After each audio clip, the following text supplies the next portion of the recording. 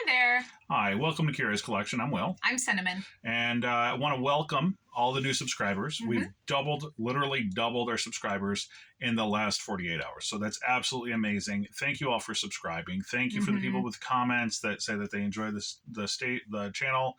And thank you to everyone who's commented with your own experiences, because that's really what our goal is. We want to share our experience as full-time resellers over the last 3.5 years. But we want to hear your experiences too. Like that's kind of the whole point of this is to be able to have that community and share ideas.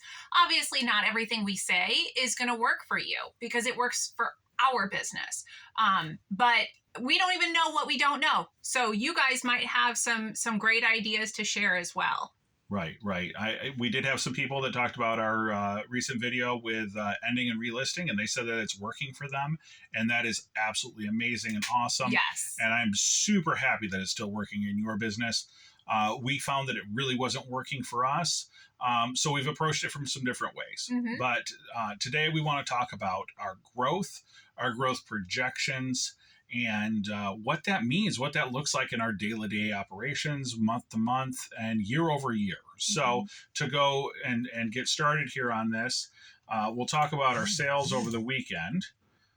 We had... it was kind of okay. Yeah, it was a fair weekend for us.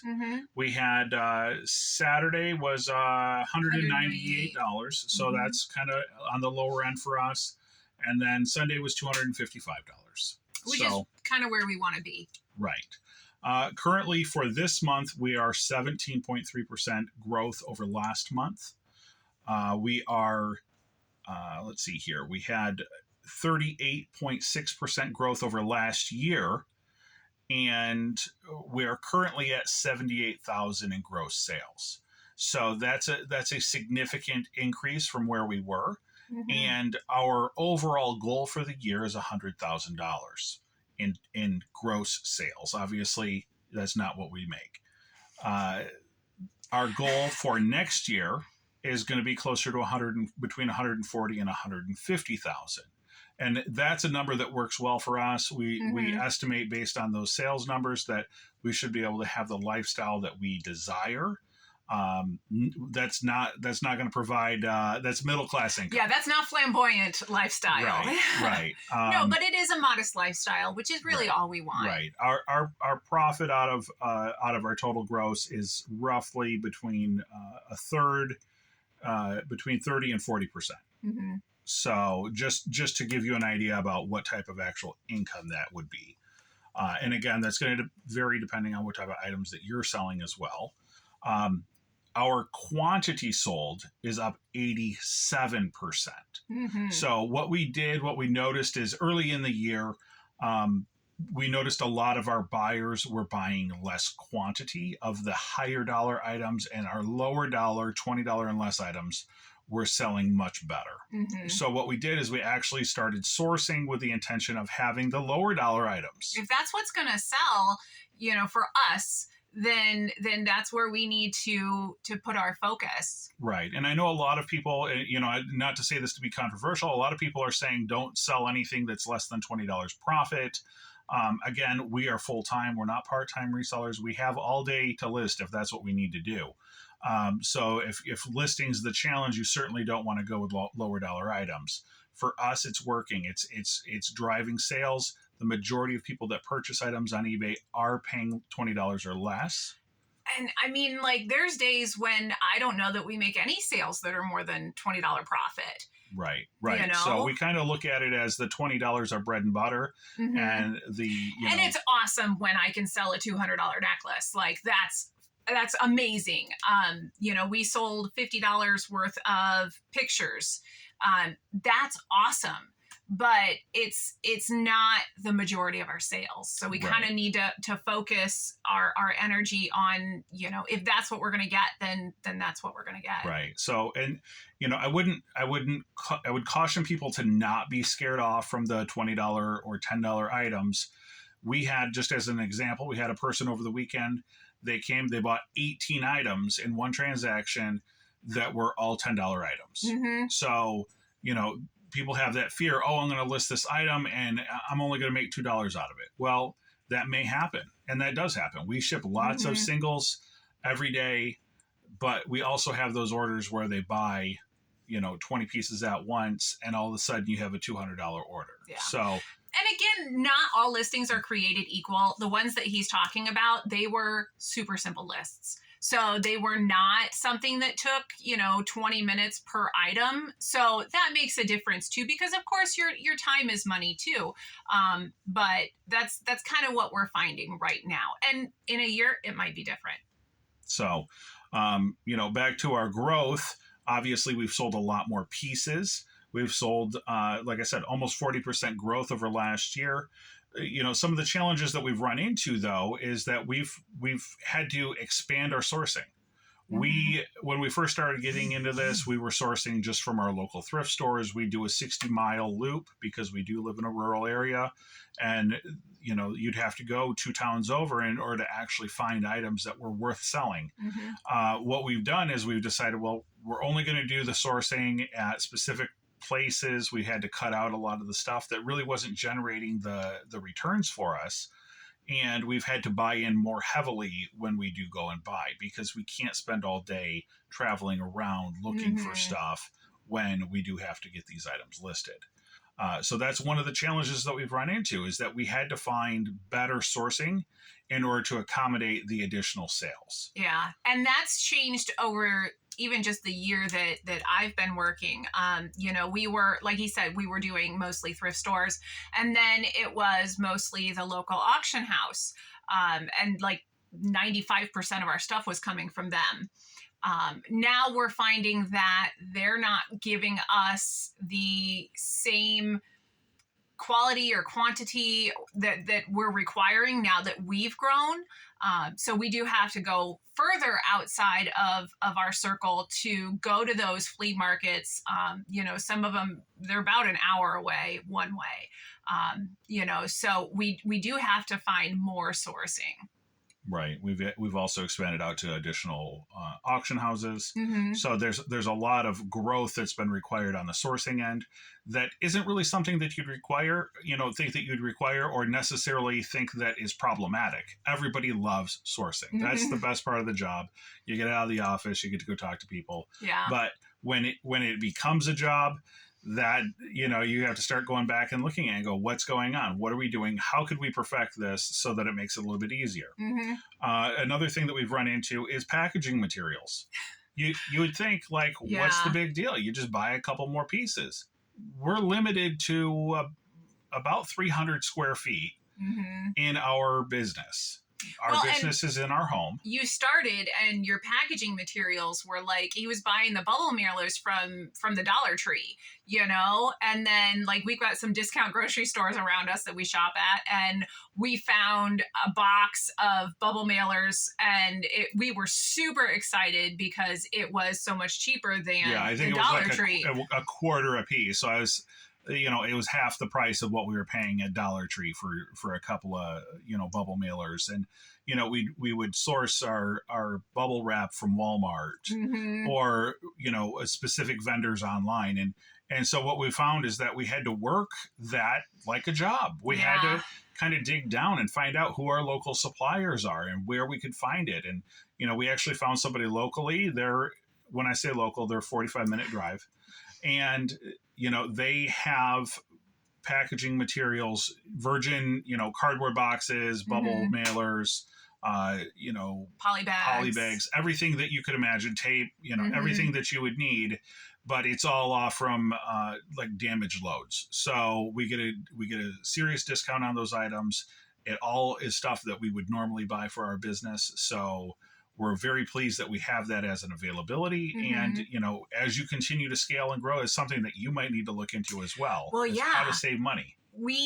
And now also with the packaging, like we are running into problems with getting them delivered in a timely manner. The backer boards and the magazine bags that we order were on back order. And that's another item that, we were sourcing it from either Amazon or eBay. And we ended up digging in and finding out who the original manufacturer is and going straight to them, creating an account with them. and being able to order 500 or 1,000 pieces at a time rather than the 100 that you'd order on an online platform. Cut out those fees, cut out the middleman, and unfortunately, I hate to say that was the case that we had to do, but when you're in a pennies business like this, every penny counts. And if we're going to give up 10 extra dollars per order, we're ordering 4 or 5 orders every 2 months. So, that really does add up when you talk about $50 extra in one product that you have to buy, and you have to buy it. You don't have an option around it. So that's definitely something that we had to look into as we're scaling and growing. Well, and where we put them is also, we can only buy a couple months at a time because everything we do is in our house. So our shelves are very limited, our space. Right. So one of the things that we've done is we've kind of adjusted our product line to go with smaller packaging.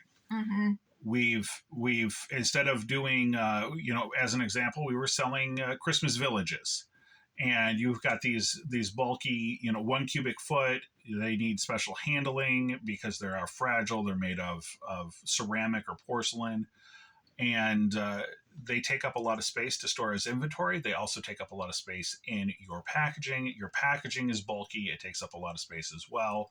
So we've got a few pieces of that listed right now, but we're not buying that anymore. It's just a market we're getting out of. We don't have the facility to manage large items like that, so we're not going to.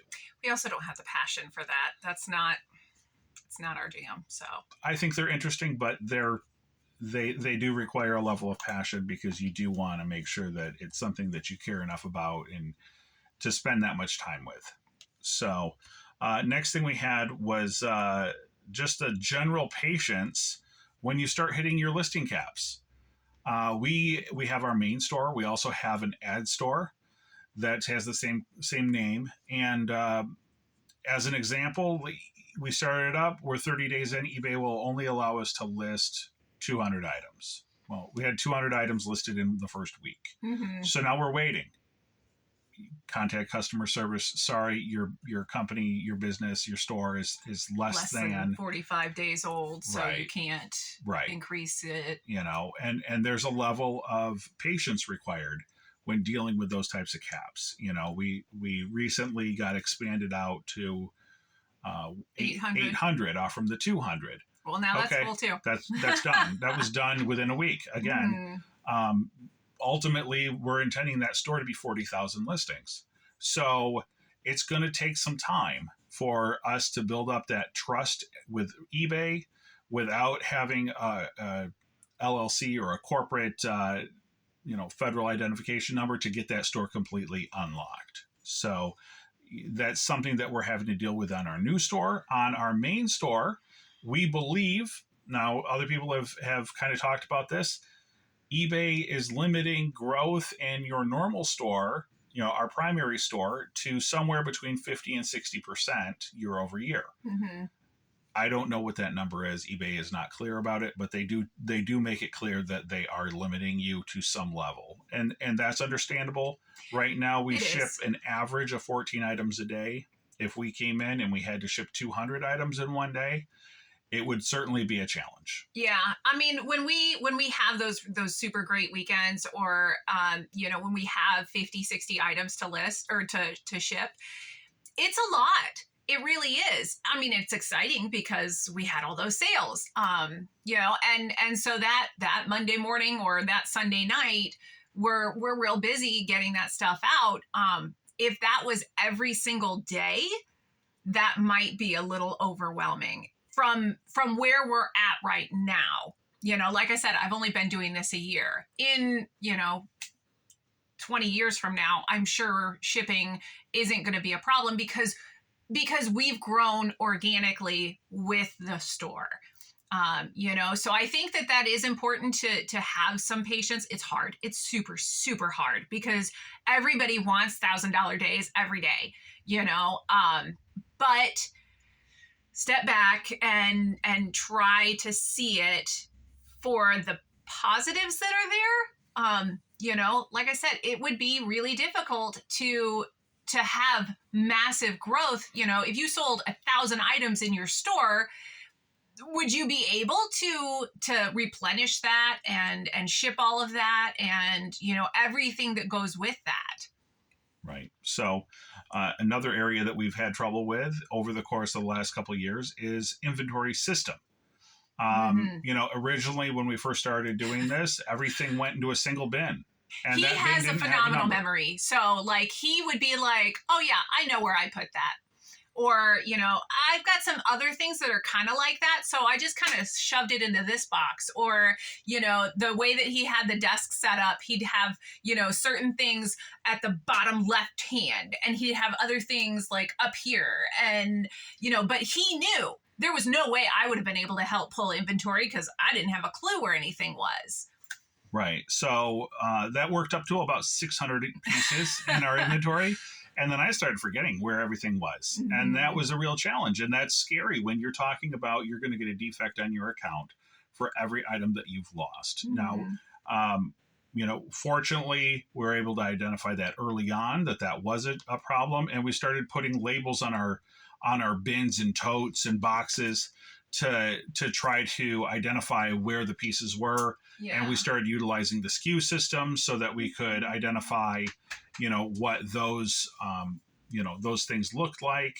What we then did from there, because we'd have these massive totes, and I don't know if there's enough light, but you can kind of see.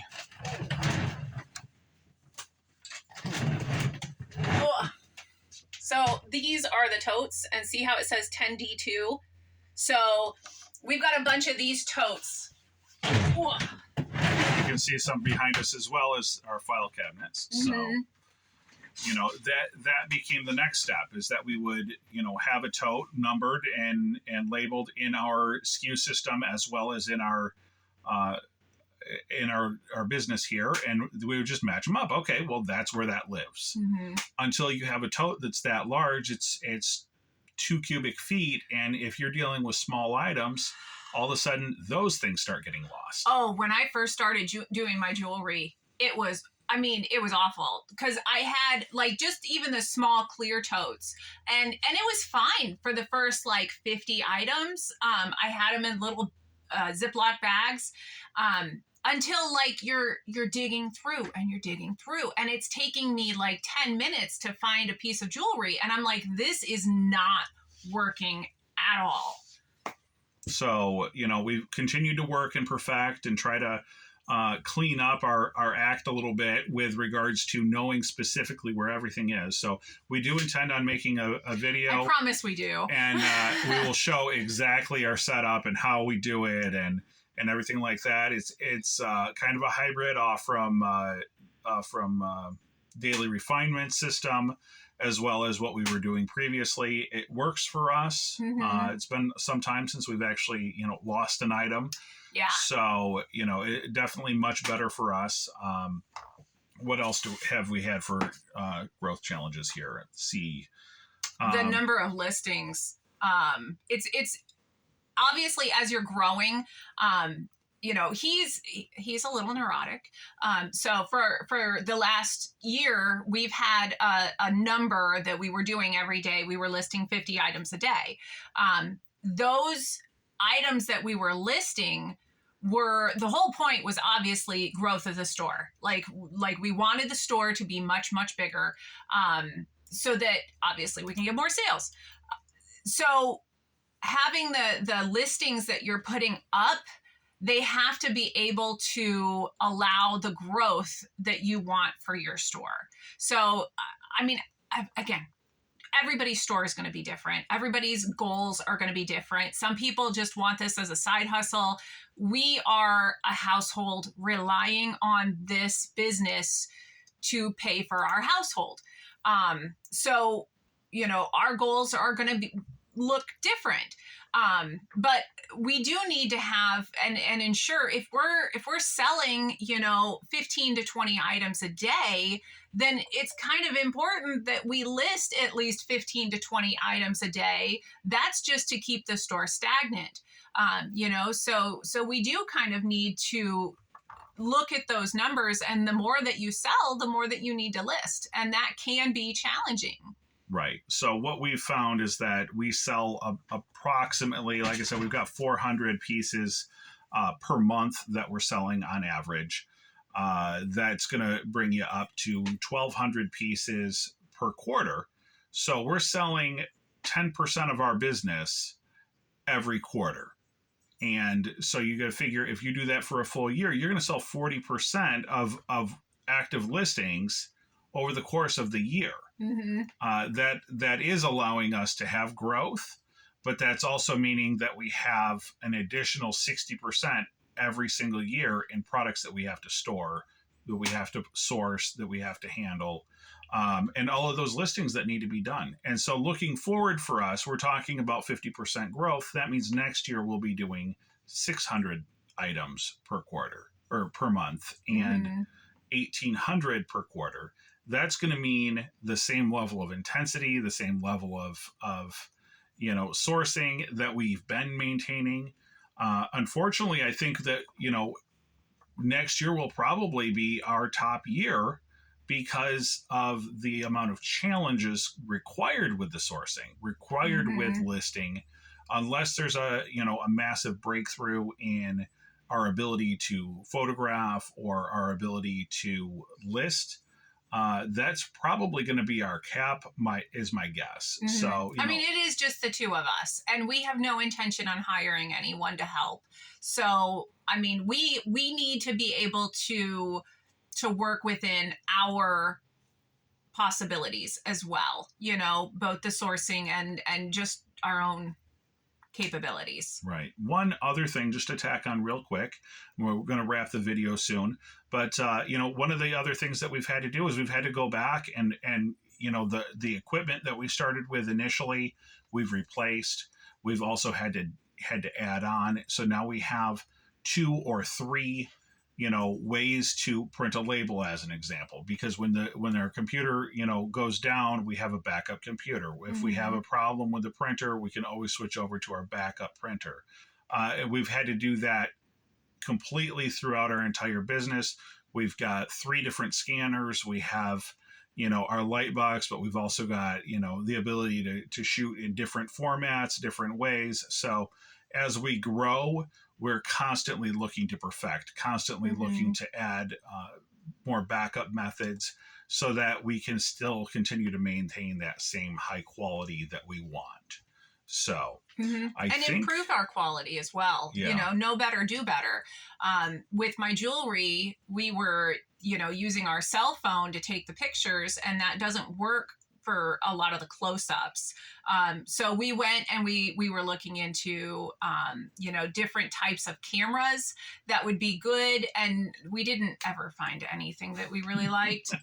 We're still looking. So if you guys are like shooting jewelry and like it's coming out awesome, please, give a girl a hint, please. Because right now, we've got a digital camera that we use, but we do also have the microscope for those close-ups so that I can get the maker's mark and things like that. So I think that pretty much gives an outline of all the challenges that we face throughout the year, kind of what we've tried to do to simplify and try to make things easier on ourselves. Please, subscribe, add a comment as to what's going on within your business. Are you seeing growth? If you are, what are you doing to handle those challenges? All right. Thanks so much, guys. Good luck to you. Thank you.